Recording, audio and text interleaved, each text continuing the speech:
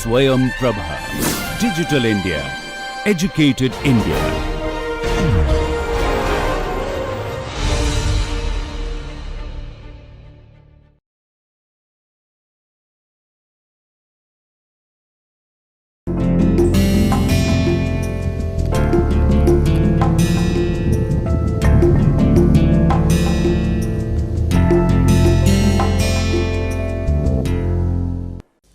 Welcome to NPTEL's course on communication skills. We are now on module number 11, lecture number 1, and this module is particularly focused on cross-cultural communication. So far we have talked about communication, and then I made a major difference between verbal communication and non-verbal communication. Under non-verbal communication particularly, I was trying to tell you how some of the behavior pattern that we use while communicating are actually controlled by culture. Now, to understand this behavior pattern is not that easy, because as I said, some of them are deeply rooted in cultural beliefs and values. Now, in this module, we are just going to focus on cross-cultural communication, or which is also called as intercultural communication. In this particular module, you will learn about inter or cross-cultural communication. What is it called? How is it defined? And once you understand that with some appropriate examples, you will also try to know what is the necessity of this. Why am I talking about cross-cultural communication towards the end of communication skills? I could have ended the course without this, but why I am talking about this? Rather because it's now achieving great significance, especially in a globalized context. I'll talk about that in details, but overall you will also understand about the necessity of this, and once you understand the necessity, I'll also tell you about the benefits of cross-cultural communication, either learning it or using it. What are the benefits? There are benefits at individual level, at global level. What are those benefits? And then why overall we need to know, because there are some conflicts in cross-cultural communication, and we will try to understand how these conflicts arise, what are the reasons, what are the motivations behind these conflicts, and is it actually possible for us to overcome these conflicts? Of course, yes, we can overcome the conflicts. So, if we are not able to overcome them fully, at least what methods we can use to minimize the conflicts, and what should we do to overcome the barriers which actually cause the conflicts. So, overall this is what we are going to look at in this module. And to begin with, I'll just briefly first talk about communication and culture, the nature of communication and the nature of culture. Now, once you understand this, although I have talked about communication at length throughout this course on communication skills, and I had referred to culture then and there in terms of non-verbal communication, now let's look at communication and culture vis-a-vis, juxtapose, side by side, and then try to look at communication in proper manner with some definition of communication and definition of culture, and how are they integrated, how are they interrelated, and why do we need to understand cross-cultural communication becomes much easier to know once we understand communication and culture. Now, the main thing I want you to keep in mind is that communication is defined by the interdependence of cultural contexts. Communication is defined by the interdependence of cultural contexts, which means, as one of the famous communication theorists mentioned it, you cannot have communication without culture, or rather he said communication is culture, or culture is communication. There are people who say that the moment you utter a single word, they know all your cultural background with the regional variations, dialectical variations, Even by looking at your hair, even by looking at your dress, they know your religious practices. They know the geographical background. Fine. Now, once it's something like a code that we are carrying with us, consciously or unconsciously, we should also understand that communication is interdependent on this factor, culture. We call about cross-cultural communication, and we mean almost the same when we also say intercultural communication. And communication can be in various forms. Just even when a person is decorating herself with one particular kind of beads, so that's indicating a culture. There are certain other things in certain other culture. Dance itself is shown in different form in different cultures. How do we simply define cross and or intercultural communication? When we talk about cross or intercultural communication, what do we mean by that? It's just communication between two persons or two groups.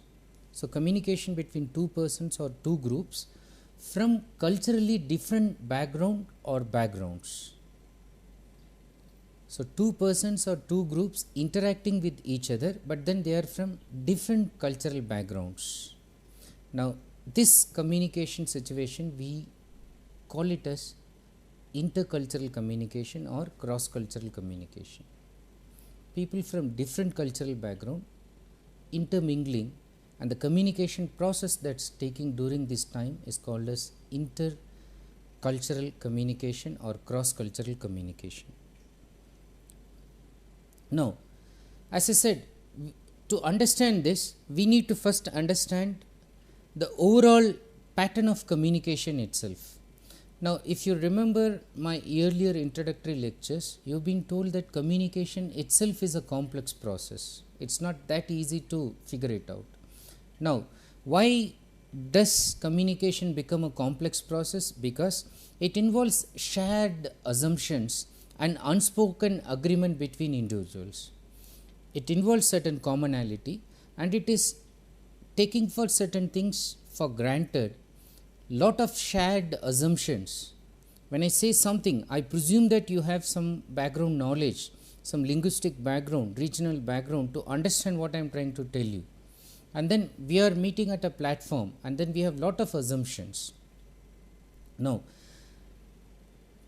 when these assumptions are there and they are being assumptions, it's always possible that there will be frequent errors and misunderstanding, and it's likely to happen between individuals and groups, because all the time communication is thriving on presumptions, assumptions, and shared understanding of certain situations.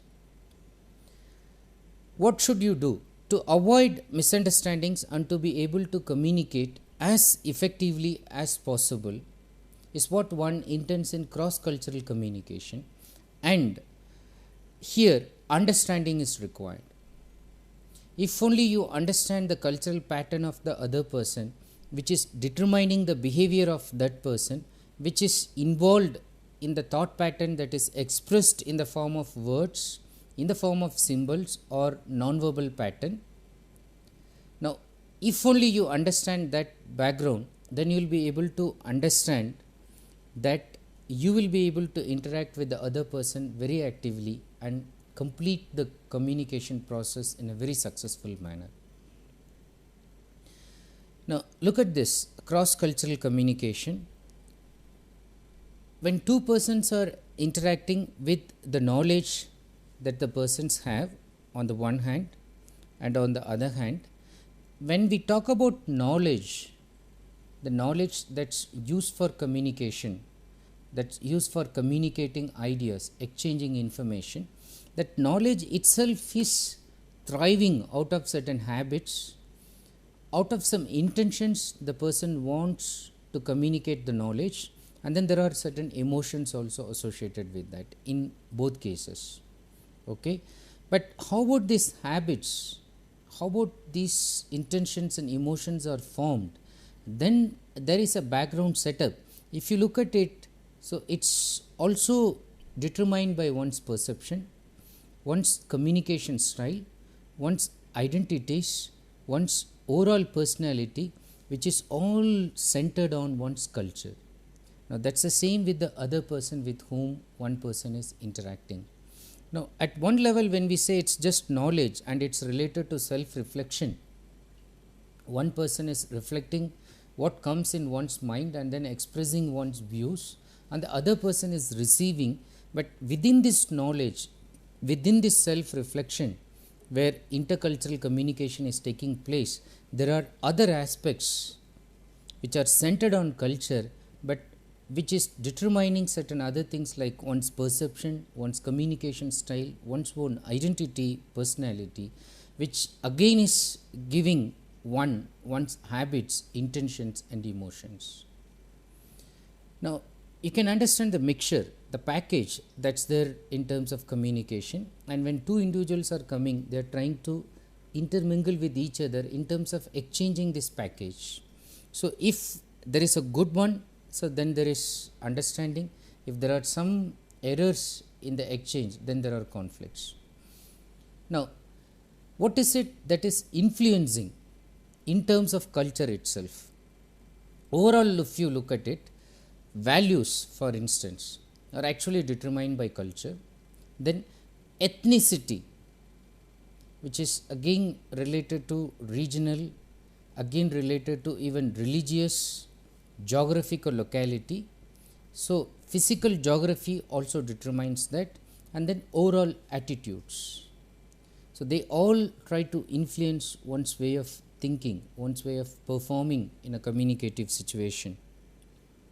Having said this, what could be the barriers to interpersonal transactions?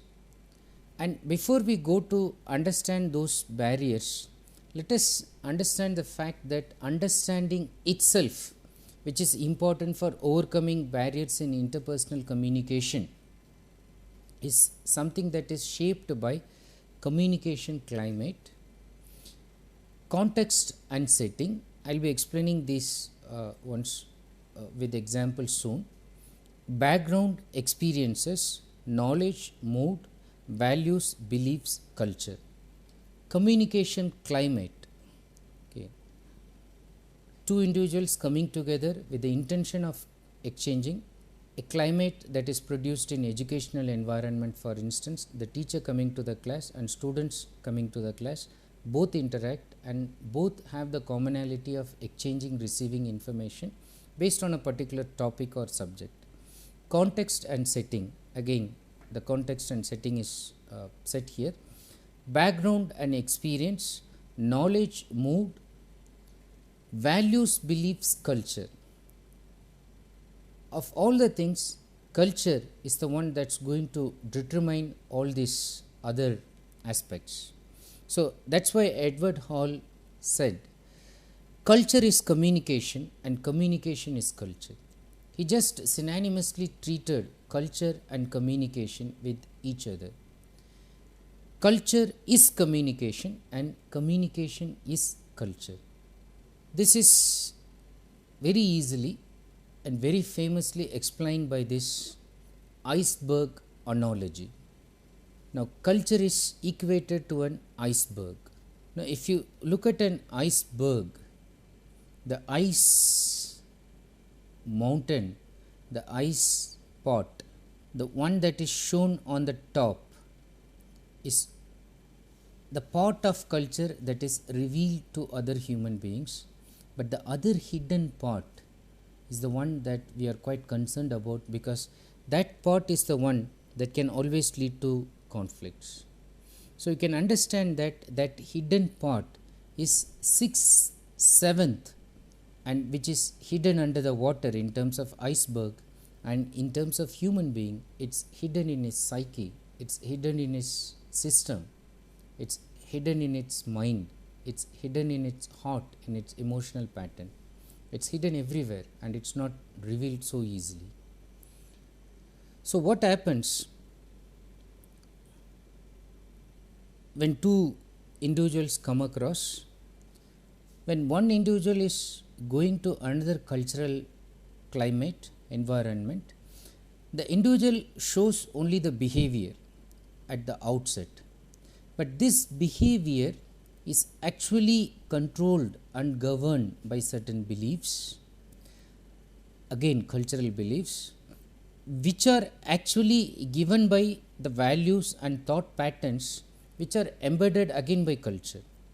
Now, at the innermost part are the values and thought patterns, and slightly at the next level are the beliefs.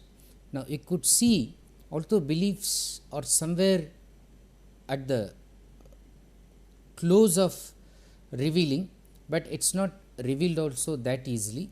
You can see only the behavior. So sometimes people are puzzled why somebody is behaving in a particular manner, in a strange manner. The person is behaving in a strange manner because of his own inner beliefs and his own values and thought patterns. Now, just to give an overall view of this iceberg analogy of culture, especially when two people are coming across from two different cultures, what they exhibit is behavior on the one hand and behavior on the other hand. But the beliefs which are controlling and governing the behavior are hidden. And at the deep of it, we have the values and thought patterns, and conflict actually arise at the innermost deeper level,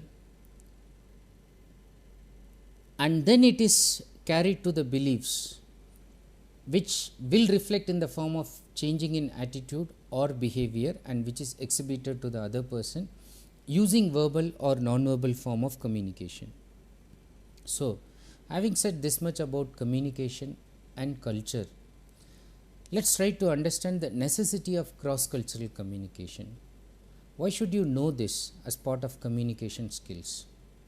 Now, today you will understand that basically because of the technological advancement, the world has been contracted. So, Marshall McLuhan long before said that the world has become a global village. So, we are able to get everything at any part of the world, sitting anywhere. We are able to communicate with any person at any other part of the world. Okay. Now, this has happened along with what we call as the economic boom. So, there are more opportunities, more jobs, and one is not only required to do a job in one's own geographical location, one's own cultural background, but one can move around. One can go to the global scenario, global pool.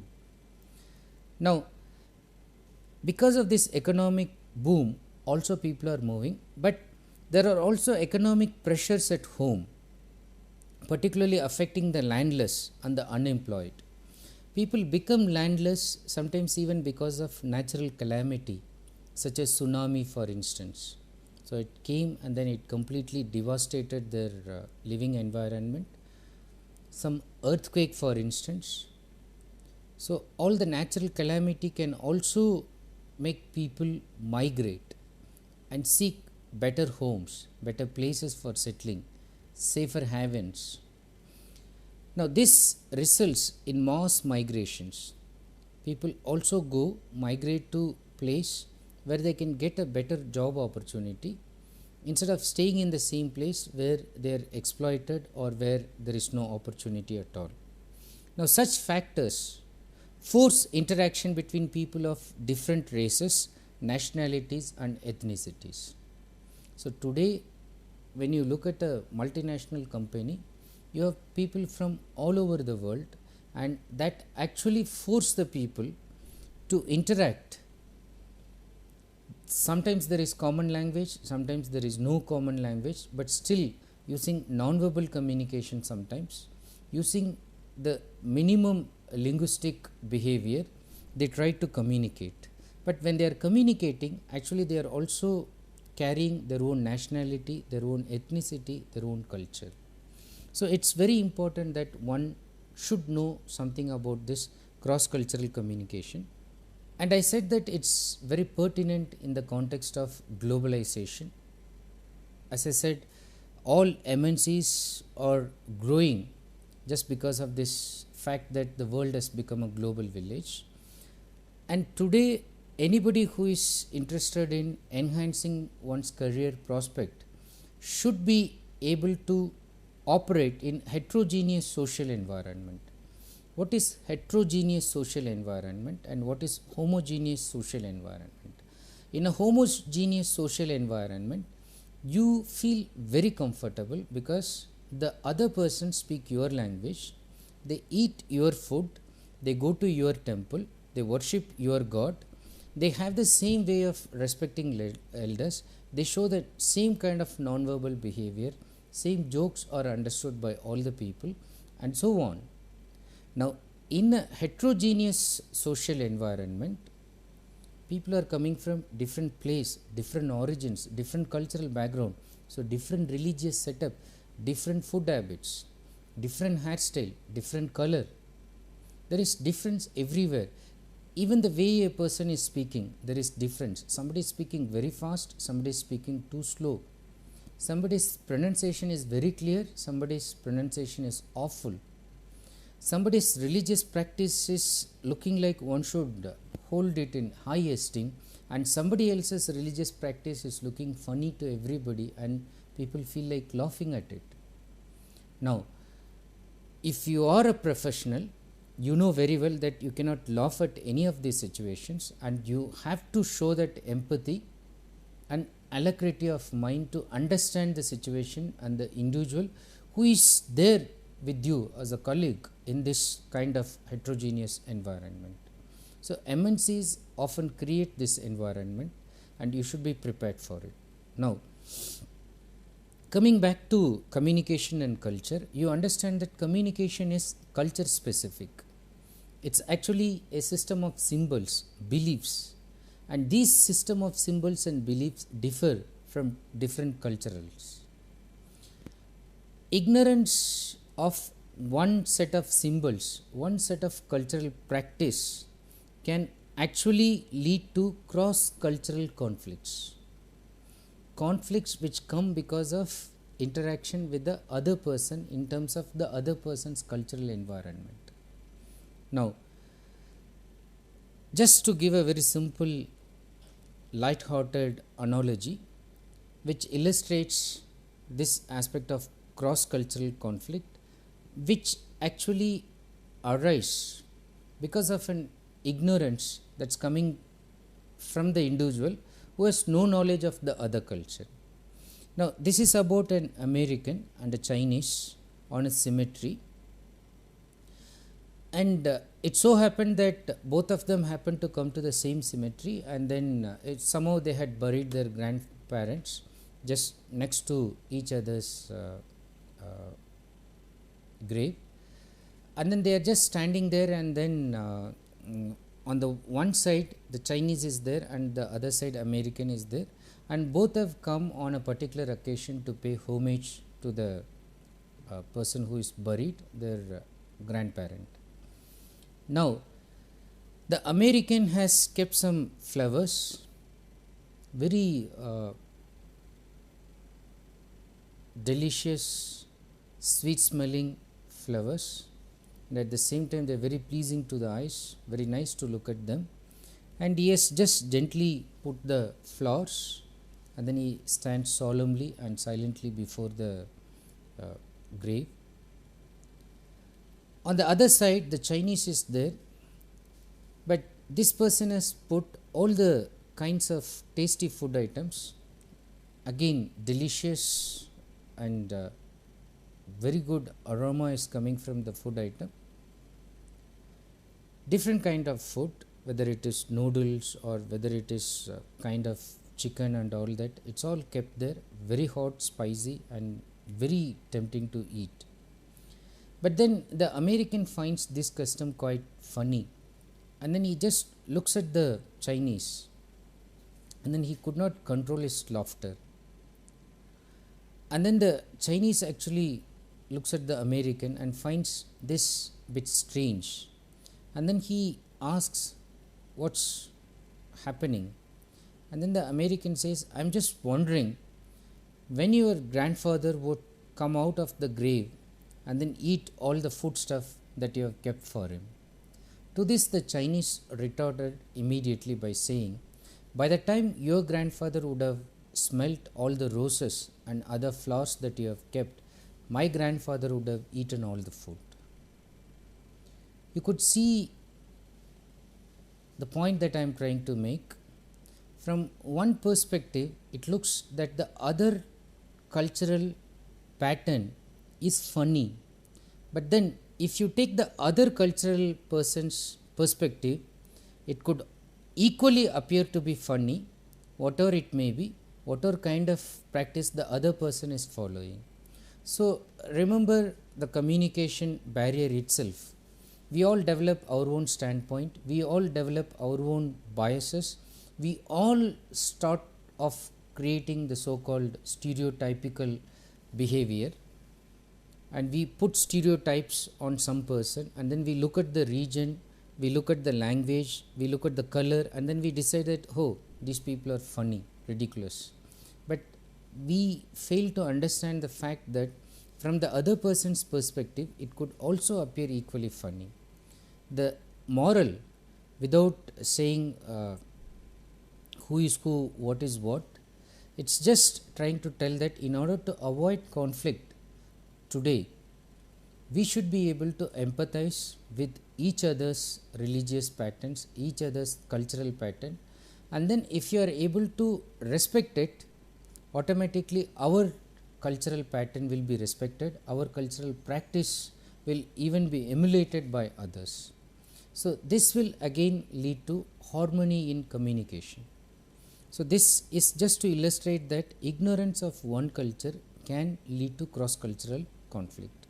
Now what should one do overall to avoid this kind of thing?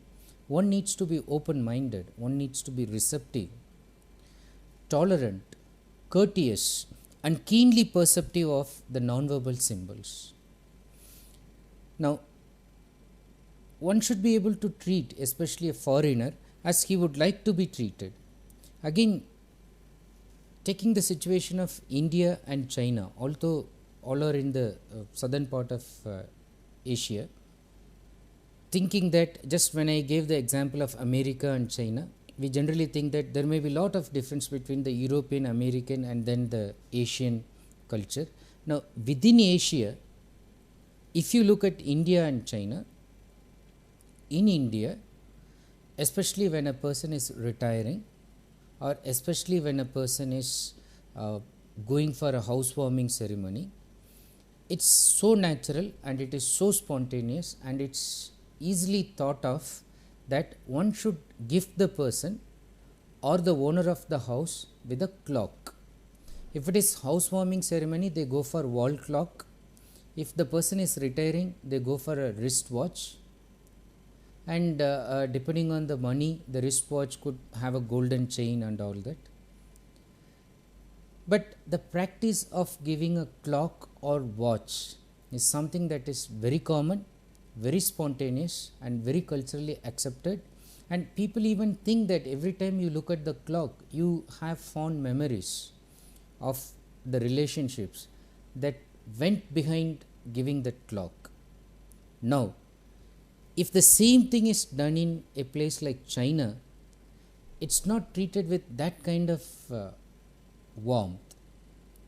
There is a feeling that this clock can bring bad omen, or gifting a watch or gifting a clock itself is thought to be giving a bad omen, something negative, something bad, something like even a death in the family could happen when the clock is given.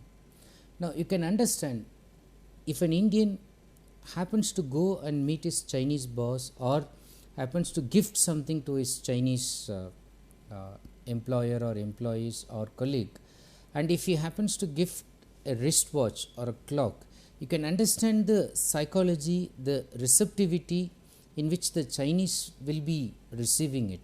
Either he will be refusing to receive it, or if he receives, he will be very unhappy, he will have lot of psychological pressure in taking it. To avoid it, one should know even these kind of small things as what gift can be given. So that itself is a kind of symbolic non-verbal communication which can enhance it if one is aware of it well in advance. Now to continue with the benefits of cross-cultural communication, what are the benefits? Now, overall, if there is cross cultural communication, it can lead to healthier communities. When people learn to accept the differences and respect the differences as a different set of values which are unique and which are neither superior nor inferior to their own cultural pattern, there is a kind of healthy relationship which is developing, and overall the communities become healthier. So, people work for the collective benefit of everyone, not just their group. This means they are not focused only on their group based on ethnicity, on the group based on their religion or based on their language, but also they think of a overall global framework in which they should also help other people to grow, and they start respecting the others' cultural differences, either in terms of food practice or in religion, dress, behavior, etc. Now, apart from this, if you look at from the perspective of trade and business, it increases national international trade. That's because communication is now facilitated, communication is easy, communication has become very profitable in terms of exchanging goods from one place to another, and this could happen because both people are respecting certain things which are coming from the other culture. Then overall it can lead to reduction of conflicts. Now, in this context, M. Scott Peck, while talking about communication, he says the overall mission of human communication itself, he says, is reconciliation. He says all ideal mission of communication is reconciliation. What does he mean by this? What he means by this is, whenever we are communicating, he says that our intention is not only just to exchange ideas, but also to exchange ideas in such a manner that it builds up relationships, and they do not just build up relationships, but they try to build up harmonious relationships, healthy environment. So, when you communicate, you are not just letting yourself out, but also you are receiving somebody in, and when you do that, and when you do it with lot of respect for cross cultural communication, it's leading to reduction of conflicts, and when the conflicts are reduced, what is enhanced, what is fostered is this harmony, is this reconciliation, which according to Scott Peck is the ultimate mission, the aim of human communication. Then if you look at it from another perspective, why do we have conflicts in communication? Conflict generally stems from our inability to see other man's point of view. Our ignorance, our inadequacy to take the other man's perspective is what is actually leading to conflict in relationship, conflict in communication. Now, we are not able to see either the other man's point of view, and what we do is rather we develop very blatant wrong generalizations, often caused because of prejudice. This leads to mistrust. This also leads to defensive behavior. We become aggressive. We do not let the other person come in. We maintain our own territorial rights in terms of personal space. We don't let the other person come in and just let the environment for conflicts to thrive. One more benefit of cross-cultural communication is that it can lead to personal growth. Forget communal growth. It can lead to personal growth. How? One is able to identify commonality between different cultures. Although on the one hand we say that cultures are different, certain things are still common. For example, respecting elders. So, the form may be different, but then the way one is thinking of respecting will be the same throughout the cultural pattern that's available in the country, in the global situation, but at the same time the way one expresses, whether it's by touching the feet or shaking the hand or by giving a hug or by bowing or bending, etc., that may differ. But the intention, the cultural thinking that if somebody is an elder, you should show some kind of respect. So that's a commonality. So what happens is, in terms of personal growth, one is able to identify commonality between different cultures, and humans have same basic needs but different ways of achieving them. Some basic needs, everybody, every human being who is on this earth wants to communicate. You know that the worst punishment that can be given to a human being is to put him or her in a solitary confinement and just cut off the communication with the rest of the world. So the best thing that everybody aspires for is the desire to communicate, and then if you reach a high level of communication, you also cherish this desire to communicate with people from other countries, gaining recognition internationally. If you are a researcher, if you are a scholar, it's not enough that your invention, your ideas, your thinking is accepted by your own community. You should be accepted by scholars throughout the world. You should have global recognition. Then it can also lead to increased tolerance. So once people learn that their way is not the only way, that their culture is not the only best one, what happens is they develop a tolerance of difference. So people lower their differences and learn to accept and celebrate differences in other cultures.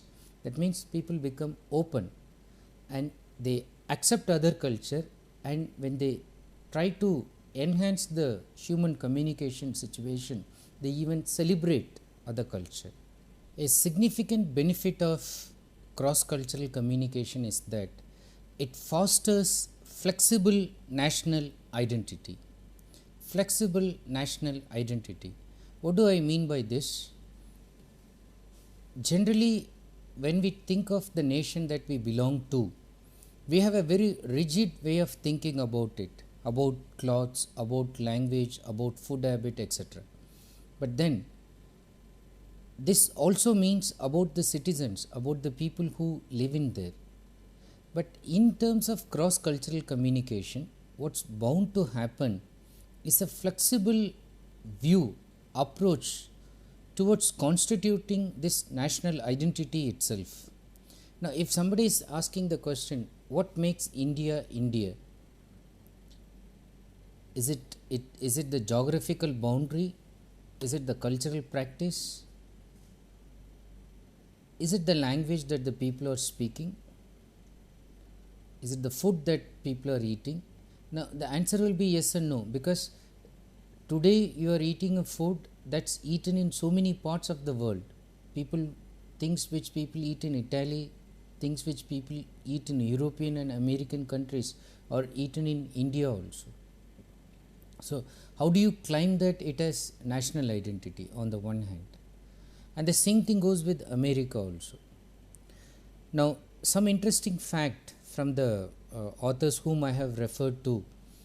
So, they talk about the record that they had studied in terms of immigrants with regard to US. So, some interesting fact, the immigrants in record numbers are crossing US borders, and if the trend continues, according to the study, 2025 the white citizens of America will be 62%. Okay, the general perception will be that they should be about 80-90%, but then 2025, if the trend continues, it will be 62%. Now, in another 25 years later, 2050, the non-whites will constitute 50% of America. This means the Americans of European descent, the ones who came from Europe and settled there in America. So, those Americans of European descent who were 90% of the population in 1960 will then be a minority of 50%. That's in 2050. Now, which America we are talking about on the one hand? On the other hand, This is not a negative thing, it's a positive thing because it will definitely promote a flexible national identity. It will lead to tolerance, it will lead to personal, individual as well as growth of the nation itself. So, this is a positive trait. Now, having talked about the benefits, we need to understand the nature of human communication itself before we get into cross-cultural conflicts and the ways in which we can overcome the cross-cultural conflicts. What is human communication and how do we determine that? Now, communication with others is the essence of what it means to be human. Now, we generally differentiate animals from human by saying that the way we communicate. So, if you go to our earlier lectures, it was also told to you that even animals communicate, even birds communicate. They have their own way of communication, non-verbal behavior, sound pattern, okay, movement itself. Like in case of honeybees, when they want to communicate, they make a dance movement of clockwise and anti-clockwise, that is indicating something like the letter 8, the digit 8. Now, having said that, what essentially typifies human communication is our ability to communicate, not just for the basic interactive purpose, basic information sharing purpose, but also just for fun, just for expressing our emotions, just for nurturing relationships. It's possible only for a human being to communicate one's thoughts, ideas in complex poetic pattern. One writes poems, one writes short stories, one doesn't write but then describes everything in the form of a painting. So the ideas, thoughts, emotions are expressed in a very unique way in terms of human communication, and through communication people conduct their lives. Now, what are the things people do? People define themselves by communication. The way one dresses, the way one speaks, the way one utters a sentence, the way one even thinks and expresses the idea, the people actually define themselves. In terms of communication, they initiate, they maintain, they terminate relationship with others. Using communication, they initiate relationship. It's using communication, they maintain relationship. If you don't talk to somebody for a long time, sometimes it becomes out of sight and out of mind. So the person loses interest in the other relationship. So one has to maintain a relationship by frequent and interactive communication process, but the relationship can also be terminated by using communication. Although it may induce bad feelings, one communicates that one is not interested in the other person. Through letter, through email, through SMS, or just face-to-face interaction, the person says it very clearly. Communication is also used to influence and persuade others, either in personal or professional situation. One tries to influence the other one tries to persuade the other person. Now, at a local, national and international level, conflicts are managed and resolved by using communication. There are people who are good at bilateral communication. There are experts in communication who are asked to negotiate between national conflicts or conflicting situation, where these people go and negotiate and then they try to create a kind of friendly situation between two nations which would otherwise go even on a war.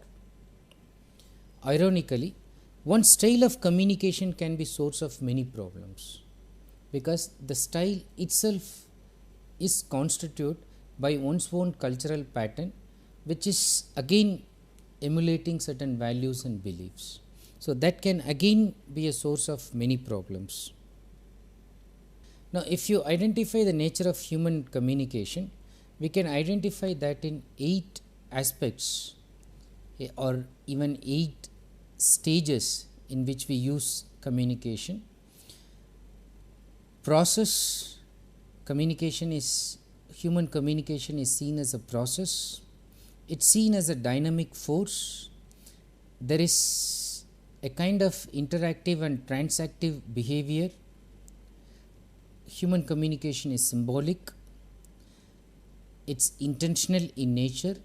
It is contextual in nature. It is ubiquitous. It's common, found everywhere in nature, and then it's cultural in nature, which we are very concerned about. Let's look at all these nature very quickly. First of all, it is process oriented. What do we mean by that? Communication is ongoing. So remember, I said that even when you stop communicating verbally, you start communicating non-verbally. So communication is ongoing. It is a process. It is ever changing. It is continuous, and it's always developing. A very good speaker will change, modulate his ideas according to the moods which are reflected by the audience's non-verbal and verbal patterns. So it's ongoing, changing, and always developing. Verbal messages have definite beginning, end points. The overall process of communication does not. Communication is irreversible and it affects future communication, which means when you utter something or when you do something in order to communicate something, the process itself is irreversible. Especially in a fit of anger, somebody has uttered a word. Now, there's no way you can take it back. You can say sorry, you can say you are very apologetic about the whole situation, you can make amendments by doing anything, by pleasing the other person, by giving lot of rewards and all that. But the whole thing is irreversible in the sense that what is uttered cannot be taken back. Okay, so it's a dynamic process. It's happening, it's altering, it's changing. Now the perception that the other person who was at the receiving end had about this person who uttered that abusive word or offensive word, the perception the person had about this one before and after this changes. And again the communication process also changes accordingly. The other person at the receiving end decides to stop communication, decides to continue, but with the caution that this person can use this kind of language anytime in future communication, and so on. Now, having said this, that it's a process, I also mentioned that it's dynamic. What do we mean by communication, human communication being dynamic? It's that part of what makes communication a process is also something that it's making it dynamic. That is, it's making it active, it's making it forceful. It's also interactive, it's also transactive, because it's occurring between people, minimum 2 people, maximum groups. So there is a kind of interaction, transaction that's happening in human communication, and it requires active participation of 2 people. So even when the other person is actively not communicating verbally, at least the active non-verbal skills are required in proper communication. Communication is symbolic. Human communication is symbolic. A symbol is an arbitrarily selected and learnt stimulus that represents something else. So this means you try to say something, but actually you mean something else, or you represent one thing by indicating something. So the symbol can be verbal, non-verbal. So you can use color as symbols, you can use light as symbols, you can use some of your gestures as symbols, and so on. Human communication is intentional because there is conscious engagement in interaction with some purpose. All the time the person when interacting is doing it with an intention, thinking that he should be part of the communication process, and then there is some purpose. to be achieved while, during, and at the end. There is a proper purpose, and that's kept in the mind at the time of interaction itself. That's why it is intentional. It's also contextual. Now, this is very important for cross cultural communication. It is contextual. What do we mean by this? Communication is dependent on the context in which it occurs. So, there could be 5 different kinds of context that influence the communication process. What are the 5 different types? The first one is the cultural environment. Second, the microcultural environment. So, you can also say there is this macrocultural environment, but then there is this microcultural. One simple way of looking at it is the national and the ethnic difference. One may be an Indian, but one is a Parsi. Okay, the national and ethnic difference. The physical environment. So, this refers to the geospace, the territory that the person is trying to occupy. The socio-relational environment. So, this refers to the social roles. One's role as a father in the household activity, but one's role as a teacher in the educational setup, one's role as a kind of employee among a large setup of employees, and so on.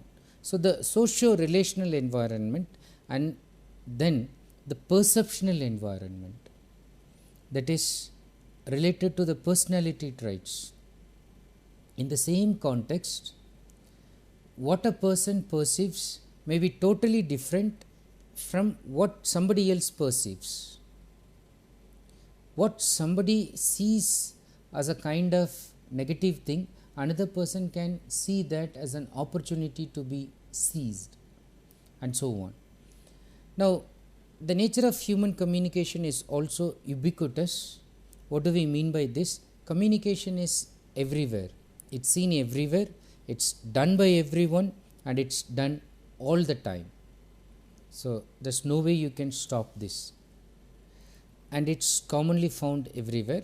One cannot not communicate, because behavior itself is informative. Even when one is sleeping, even when one is snoring, even when one has closed his eyes, even when one has decided to stop his mouth and not say anything, even then the communication is taking place. This has been explained in terms of non-verbal behavior. And then in terms of the nature of human communication, the last but not the least aspect is that it is cultural. So, culture shapes communication, and communication is culture bound. We will spend more time on this, but just briefly talking about culture before we spend more on this one. Culture itself is defined as an accumulated pattern of values. Accumulated pattern of values. Because if you ask me to define what is your culture, I will try to tell you in terms of my values. For me it is good in my place, that's not good in your place. So, this is the value I have. I know that this is bad in my place. For example, drinking, drinking wine. I know that it's bad in my setup, but I know that it's something normal in your setup. You're coming from a background where you just drink along with your food as a normal thing, but I am from a background where I have formed a value that drinking is just done once a while, but not when you take food every time. So, this is the value that I have developed, and if you add all these values, then you know what is my culture. So, it's a pattern of values, beliefs and behaviors that are shared by an identifiable group of people with a common history and verbal and non-verbal code systems. Let's read this once again. Culture is defined as an accumulated pattern of values. I was giving an example, but not just values but also beliefs and behaviors. They are all gathered over a period of time, and then they are condensed in the form of culture, but they are also shared by an identifiable group. So, that group is living together in a particular locality, in a particular region, in a particular nation, and then with a common history, either they all migrated because of an earthquake and then they settled there, or they came and won the other people and then they settled there. So they have a common history, whether it's victory or defeat, they have a common history. And verbal and non-verbal code systems, so they don't have conflict in terms of communicating with each other in terms of verbal and non-verbal code systems. So this nature of culture, once you understand, you should also understand that culture permeates every aspect of communication exchange, even the physical geography. Everywhere culture is permeating, even the physical geography. That means the area one is surrounded by, even there culture is permeating. Now, let's very quickly look at some cultural variables before I conclude this lecture, and I'll talk more about this in the next one. What are the cultural variables which are involved in communication process? Attitudes, social organizations, thought patterns, roles, language, non-verbal communication, which we talked about in terms of kinesics, proxemics, haptics, paralanguage, object language, and time, that is chronemics. We have talked about all these things. I am just quickly summarizing what are the variables, and then in the next lecture I will talk how these variables are actually leading to conflicts and how we can overcome the conflicts. And we will also look at some of the theoretic propositions which are involved in cross-cultural communication. So until then, I will say bye. Just think about these variables and you also think about how they can lead to conflicts. So we will just meet in the next lecture. Thank you so much.